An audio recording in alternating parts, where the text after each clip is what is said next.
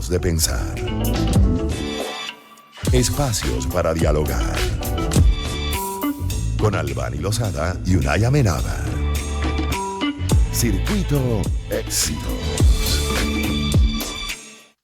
Son las 12:32 minutos del mediodía. Bueno, todos conocemos a alguna persona que no puede parar de mentir o que no se puede resistir al impulso de robar objetos que por lo general ni siquiera necesita.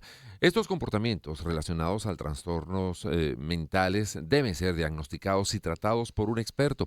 Y precisamente para comprender la profundidad de lo que es la mitomanía y la cleptomanía, tenemos en la línea telefónica a Catherine Gómez. Ella es psicólogo clínico conductual y le damos la bienvenida aquí a Agenda Éxitos. Le saludamos a Albany Lozada y Unay Amenábar. ¿Cómo está? Buenos días. Bienvenida, Hola, licenciada.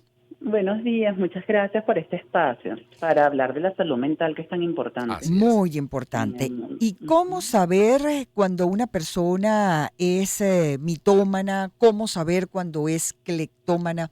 ¿Cuáles son las diferencias? Cuéntenos un poco acerca de ambos conceptos, licenciado. No sé si agregar también, ¿es lo mismo ser mentiroso que ser mitómano? ¿Es lo mismo ser ladrón que ser cleptómano? Ah. O sea, hay gente que por ahí hasta los llaman mentira fresca, porque hay gente que no puede más que por cualquier tontería está cayendo la coba a la gente. O sea, y sin necesidad en muchos casos. No sé si eso entra en esas categorías. Sí, como sabemos, es un trastorno psicológico realmente. Exactamente. Fíjate que lo que estás diciendo es importante. Esto es un trastorno patológico. O sea, cuando estamos hablando de mitomanía, de cleptomanía, nosotros debemos entender que es un impulso irresistible. El mentiroso podría ser manipulador y quisiera obtener a través de la mentira, pues unos elementos. Sin embargo, estas personas están enfermas. Hay algo que les impide, a pesar de las consecuencias, parar de hacer ese comportamiento. ¿Por qué? Porque es un comportamiento impulsivo, pero que además generalmente está basado en dificultades biológicas, emocionales, traumas, que disparan ese proceso de forma de relacionarse con el otro y de contacto con el afuera.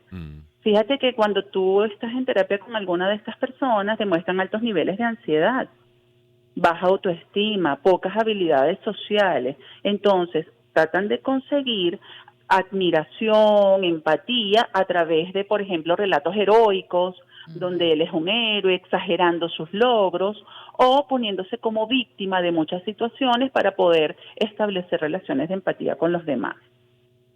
Una de las cosas que es importante es que el mentiroso sabe que está mintiendo, ¿verdad? Lo hace a conciencia, entonces. Lo hace a conciencia, Sí. con un objetivo claro donde él no le importa el resultado, sino obtener su resultado. Mientras que el mitómano cree en esa realidad alterna. O sea, él cree que de verdad fue así. Una de las formas donde tú puedes identificar a la persona mitómana es porque hay diferentes versiones de la misma situación. Cuando te lo va contando, él va cambiando elementos para satisfacer sus necesidades vinculativas o de reconocimiento y por lo tanto nunca es el mismo relato. Entonces, si ustedes conocen una persona que está mintiendo sin necesidad, como tú dices, pero es que miente hasta en cosas que no eran necesarias, Sí. nosotros podemos hacer una intervención desde la humanidad, desde la preocupación y decirle, porque vamos a ayudarte a buscar ayuda, porque hemos observado que tu comportamiento, mira, estás mintiendo, hemos descubierto mentiras que son innecesarias. ¿Para qué buscar ayuda de un especialista? Bueno, para identificar la razón subyacente a este elemento, ¿no? Porque si es una cosa compulsiva e impulsiva, también afecta su relación. No se sienten bien consigo mismos. Cuando toman conciencia se dan cuenta que una parte de sí está fuera de control, lo cual genera muchísima ansiedad en casi todas las personas. Segundo, nosotros podemos hablar con esas personas desde la honestidad como valor, y por eso es tan importante que el valor de la honestidad lo trabajemos desde niños, para que cuando nosotros detengamos este tipo de dificultades, cuando no obtenemos lo que queremos, no encogemos ese camino de la mentira, porque ya la honestidad la tenemos como valor y podríamos tratar de acceder de otra manera. Claro. Y por supuesto buscar ayuda especializada, porque también existen elementos que nosotros podemos pensar, porque es tan mentiroso, pero está diciendo cosas que no pasaron y podría ser un principio de una psicosis o de una esquizofrenia. Claro. Ahora, eso hay un momento en que a ver, porque uno pudiera pensar, viendo a un niño que a lo mejor tiene esas historias y cambia el relato a cada rato, bueno, uno podría pensar, no es un niño fantasioso o es un niño que está, digamos, para tratar de saber en qué momento ya eso comienza a ser preocupante. ¿Hasta qué punto esas fantasías pueden llegar a convertirse ya en un problema severo? Y por otra parte, ¿es conveniente como confrontarlos? Decirle, mira, es que tú esta mañana me dijiste una cosa y la versión que me estás dando ahora es completamente distinta. ¿Eso ayuda al proceso o más bien genera más complicaciones y tiene que ser abordado de otra manera? No, precisamente, bueno, en cuanto a los niños ya es Sí, diferente porque hay ciertas etapas donde la realidad y la fantasía están unidas, no están tan claras la diferenciación. exacto. Nosotros los adultos los ayudamos y los orientamos. La honestidad como valor incluso es, ok, eso yo creo que pasó en tu fantasía, cuéntame cómo pasó en la realidad y trabajamos con los niños lo que es antes, durante y después, para también establecer la estructura de cualquier relato que te quiera contar. Lo otro muy importante es no te sientas como, aunque te diga algo malo, que sí hizo algo malo y le daba miedo a la consecuencia, tú puedes decirle, sí, pero la consecuencia es mucho menor que para la mentira. O Exacto. sea, cualquiera nos equivocamos, podemos cometer un error, yo entiendo que estabas molesto cuando lo hiciste, o sea, tú haces un reconocimiento y un encuadre del comportamiento. Eso nos ayuda también cuando somos adolescentes y adultos, porque tenemos como una estructura en la cual montar el afrontamiento de las responsabilidades, qué está pasando en la realidad, qué pasa cuando no podemos manejarla. Y eso se aprende desde niño. Cuando tú veas una situación que no sabes manejar, debemos pedir ayuda. Esas estructuras son básicas para que también posteriormente tengamos más herramientas para tener una estructura mental más sana. Claro, Ujú, ujú. claro. Ahora, Claro. licenciada, le pregunto, Ujú. ¿con este trastorno se nace o es algo que se desarrolla según lo que le toque vivir a un niño, por Sí, ejemplo? bueno, fíjate que el trastorno de la mitomanía, o sea, este tipo de elementos no hay una causa única. Ajá. Muchos estudios han dicho que hay unos elementos que están afectados en el cerebro, otros que hay unos altos niveles de ansiedad, otros son traumas. O sea, al final yo siempre les digo que no podemos generalizar porque no es una sola causa, sino que tenemos que investigar la historia del paciente. Mm, ¿Desde hace cuándo empezó?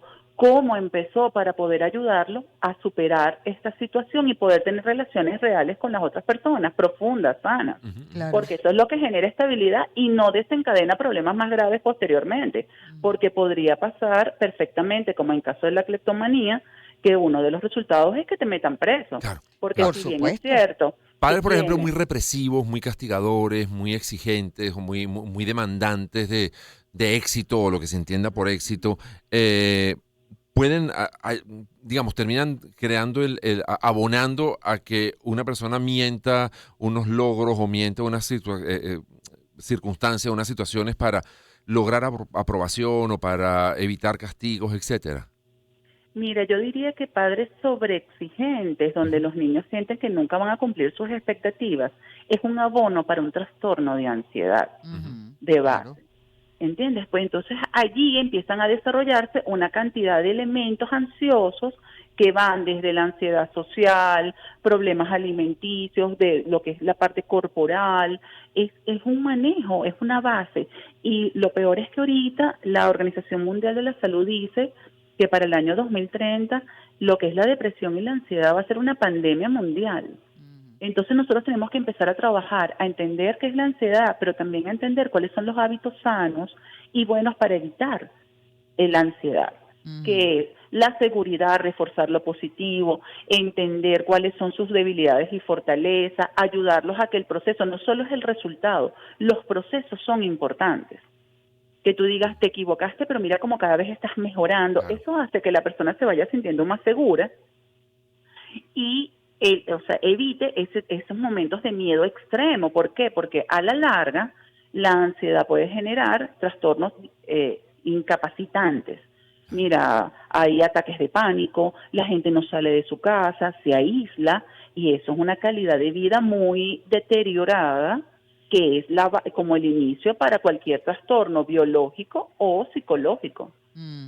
Porque la gente se empieza a enfermar de verdad cuando está bajo estas condiciones, Claro, porque hay una sin respuesta duda. biológica de Claro. exacerbación. Es que estaba Claro. pensando, por ejemplo, alguien que, no sé, Ujú. en mi vida yo siempre quise ser un gran pianista o yo soy un gran pianista y yo quiero que mi hijo también toque piano y entonces empiezo y pongo al niño en clase de piano o a la niña y aquello es, y el niño a lo mejor no avanza a la velocidad Porque no quiere ser porque a lo mejor es que pianista. el niño no quiere ser pianista y no es Claro. que sea torpe ni que no tenga habilidades, es que no le interesa hacer eso que a mí sí me parece fundamental para ti, pero él no, o ser pelotero, o hablar 15 idiomas, o ser un genio en la matemática. Bueno, a lo mejor ese niño o esa niña no les interesa, entonces no es un problema que el niño tenga alguna deficiencia, ni que sea, no sé, que no tenga esa habilidad, es que no tiene el interés, entonces eso Claro. también es un factor que hay que tomar en cuenta si al niño le interesa o no le interesa hacer lo que yo creo que para él es mejor, ¿no? Bueno, el clásico ejemplo del padre que vive a través del hijo. Claro, Por sus ejemplo. frustraciones a veces los canaliza Exacto, a través de entonces, los logros de los hijos y pero es terrible no porque lo hace sí por es mal, pero sin lugar a dudas está creando una situación complicada, ¿no? complicado, sí. Mira, excelente lo que están diciendo ustedes. Mira que todo el mundo, no importa si es especialista o no, puede estar en contacto con eso, que es como una proyección narcisista, ¿ves? Ujú. Tus logros hacen que yo brille, entonces yo no estoy pensando en ti, estoy pensando en mí. Claro. Y esto hace que el niño se sienta que entonces no es escuchado, no es oído y no puede manifestar de forma abierta lo que quiere y lo que no quiere hacer.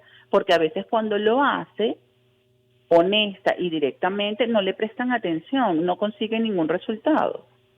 Entonces ahí es cuando empiezan los sistemas pues de defensa a intentar manejar ese tipo de situaciones porque es muy doloroso que tu papá no te pueda ver y no te acepte como eres, Así es. sino que quiera tener un hijo que no eres tú. Eso es un indicio, entonces es un inicio muy difícil de vida donde tú sientes que no cumple las expectativas de los demás y que por lo tanto te puedes esforzar toda la vida. Mira, las personas ansiosas generalmente tienen un desempeño excepcional, pero no solamente es porque les gusta que sea todo perfecto, sino que tienen miedo al fracaso, tienen miedo a exponer que no saben. Y no se por eso perdonan evitan muchas veces cosas a que sí no mismos, sean ¿no? buenos, Sí. exacto. Evitan iniciar cosas o si tú inicias algo y no eres bueno, te retiras. Claro. Porque las respuestas de la ansiedad son huida, parálisis o defensa. Entonces, o se vuelve todo lo contrario a lo que tú querías, o sale corriendo y no quiere tener contacto con la situación, o sencillamente se paraliza y no sabe qué hacer. Entonces, cuando vamos a ver, es un trastorno que afecta realmente, miras todos los elementos que se pueden desencadenar y afecta la calidad de vida y sobre todo el desarrollo de tu potencial. Así. Porque de repente no ibas a ser un gran pianista, pero yo he tenido padres en terapia y por eso hacemos talleres para padres y talleres para maestros, porque tú le dices, pero si tú nunca tocaste piano, pero siempre quise. Claro. Entonces, cumplir un deseo que tú no pudiste lograr a través de otra persona que no es su deseo, no es adecuado. Estamos conversando Claro. con la licenciada Catherine Gómez, psicólogo clínico conductual, a propósito de la mitomanía y la cleptomanía. Al regreso de la pausa nos corresponde hacer una pausa ahora. Pero quiero dejar una pregunta. Claro, al ¿no? Y aire. saber si esto se cura, si esto se Claro. enmienda. Pero bueno, deja Si tu tiene pregunta y luego tratamiento, si se tomamos cura. Claro, y la le dejo la conversación. siguiente pregunta, licenciada. Padres o representantes que defienden a capa y espada a su hijo y creen que son incapaces o incapaz, en un caso particular, de decir una mentira, pero resulta que el niño o niña es mitómano, no lo saben y causa situaciones de conflicto en la escuela con otros niños, incluso con maestros, basados en sus mentiras. ¿Me capta la idea? Importantísimo es. Bueno, A la al pausa y regresamos al con la regreso a respuesta de la licenciada Catherine Gómez, psicólogo clínico conductual. Ya volvemos con más de este. Una oportunidad para empezar. 2023. Circuito Éxitos. Caracas, Maracay, Puerto La Cruz, Puerto Ordaz. Barquisimeto. El Vigía, Mérida, Táchira. Margarita, Maracaibo, Maturín. Circuito Éxitos. Encontremos más motivos para compartir. Sonidos. En primera fila.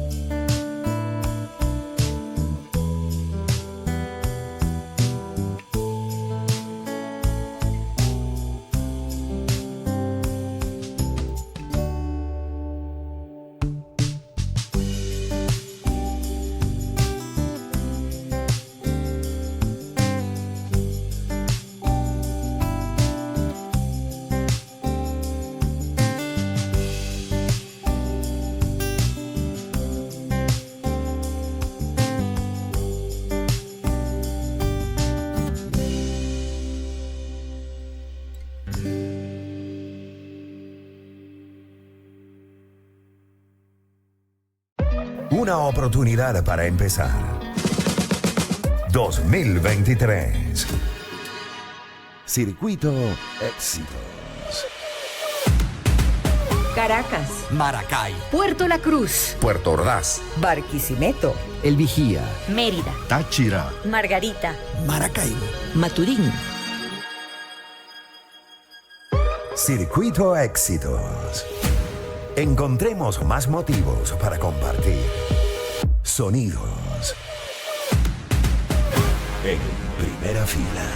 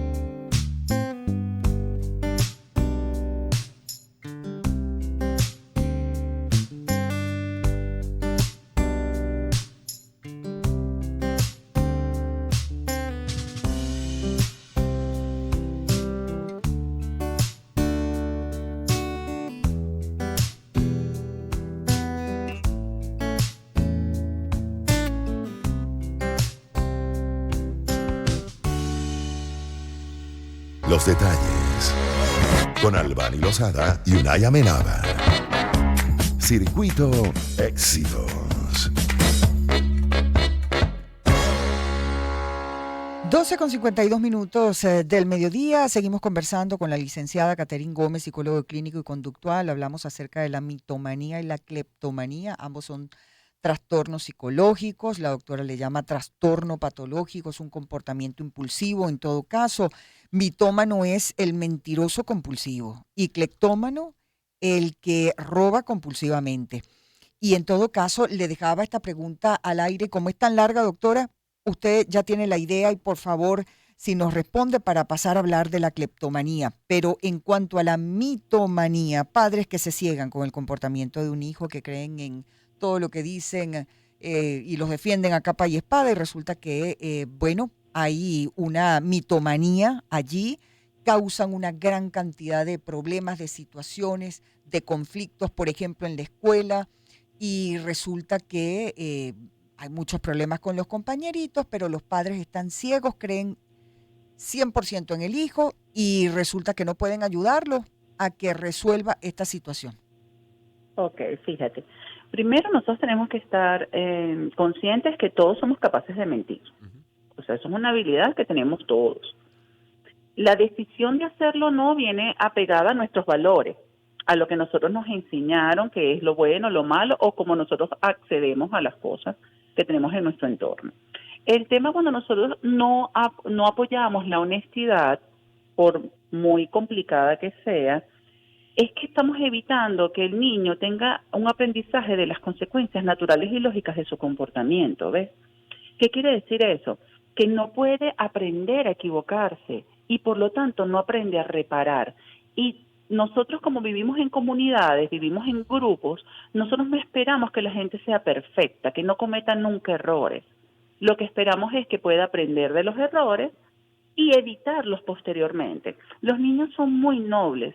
Ellos perdonan muchas cosas de los compañeros. Lo que empieza a ser un problema es cuando es reiterativo, cuando tú ves que constantemente se está presentando. Pero es que eso es un problema no solamente cuando es niño, a todas las etapas de la vida. Cuando nosotros podemos apoyar y tener confianza en nuestros hijos, pero para eso debe haber una honestidad de lo que está pasando y enseñarle. Entonces es acompañarlo en el proceso de cómo afrontar la situación. No negar la situación. Si tú ves varias personas que te están reportando lo mismo, a veces hay mecanismos de defensa psicológicos que se llaman negación y que hacen que tú no puedas ver lo que todo el mundo ve. Okay. Y no es que estás mintiendo, sencillamente es que tu psiquis, tu estructura no puede ver eso porque le genera demasiada ansiedad o demasiado dolor. Entonces, a veces los padres, cuando les dan feedback negativo de los hijos, se ponen muy resistentes. Pero si tú trabajas desde el respeto, desde la constancia y desde la preocupación, tanto por el padre como por el hijo, porque al final de cuentas los dos están siendo afectados, empieza a desestructurarse, las personas empiezan a confiar y a aceptar que el niño sí tiene una dificultad, por ejemplo, y que deben buscar ayuda.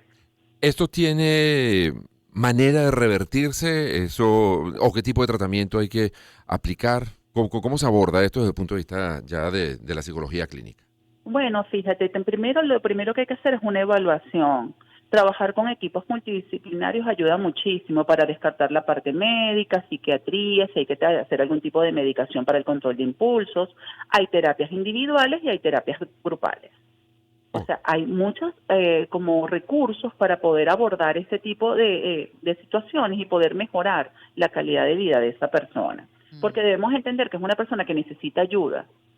Claro. No rechazo, no reclamo, sino ayuda, porque al no poder controlar sus impulsos, este comportamiento no está orientado a generar mal en el otro. Sencillamente es que no me puedo controlar.